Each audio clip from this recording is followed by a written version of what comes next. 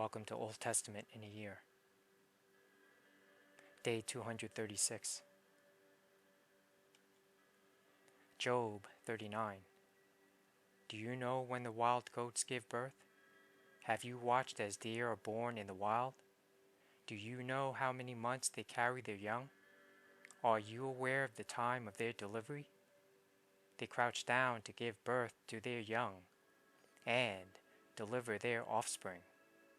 Their young grow up in the open fields, then leave home and never return. Who gives the wild donkey its freedom? Who untied its ropes? I have placed it in the wilderness. Its home is the wasteland. It hates the noise of the city and has no driver to shout at it. The mountains are its pasture land, where it searches for every blade of grass. Will the wild ox consent to being tamed? Will it spend the night in your stall? Can you hitch a wild ox to a plow? Will it plow a field for you? Given its strength, can you trust it? Can you leave and trust the ox to do your work? Can you rely on it to bring home your grain and deliver it to your threshing floor? The ostrich flaps her wings grandly, but they are no match for the feathers of the stork. She lays her eggs on top of the earth, letting them be warmed in the dust. She doesn't worry that a foot might crush them, or a wild animal might destroy them. She is harsh toward her young, as if they were not her own. She doesn't care if they die, for God has deprived her of wisdom. He has given her no understanding. But whenever she jumps up to run, she passes the swiftest horse with its rider. Have you given the horse its strength, or clothed its neck with a flowing mane? Did you give it the ability to leap like a locust? Its majestic snorting is terrifying. It paws the earth and rejoices in its strength when it charges out to battle. It laughs at fear and is unafraid. It does not run from the sword. The arrows rattle against it, and the spear and javelin flash.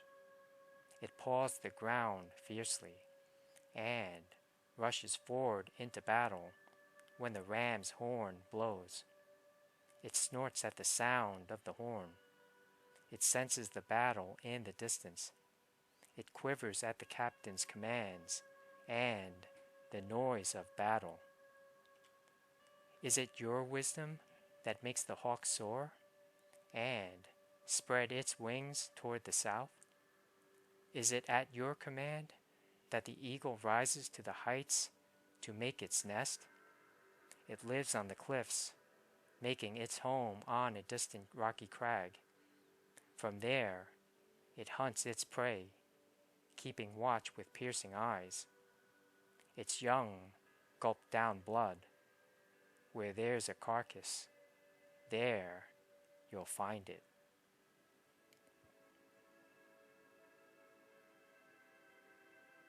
Job 40.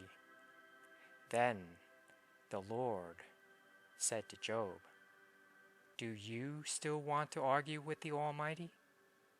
You are God's critic, but do you have the answers? Then Job replied to the Lord, I am nothing.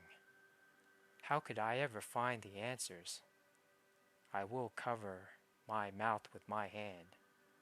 I have said too much already. I have nothing more to say.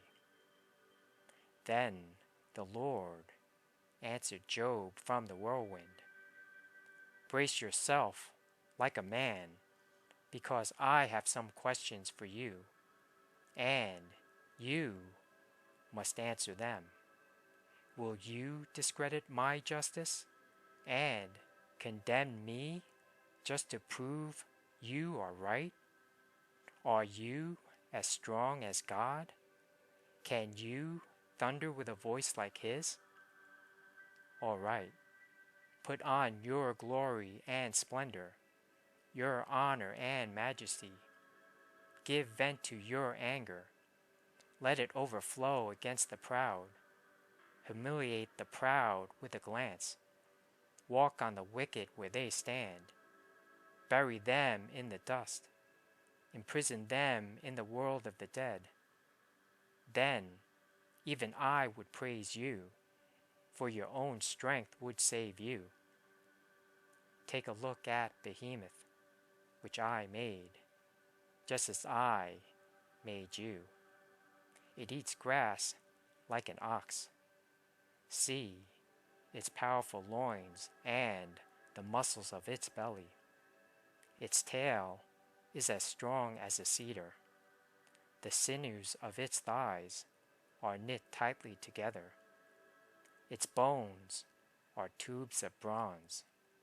Its limbs are bars of iron. It is a prime example of God's handiwork, and only its creator can threaten it. The mountains offer it their best food, where all the wild animals play. It lies under the lotus plants, hidden by the reeds in the marsh.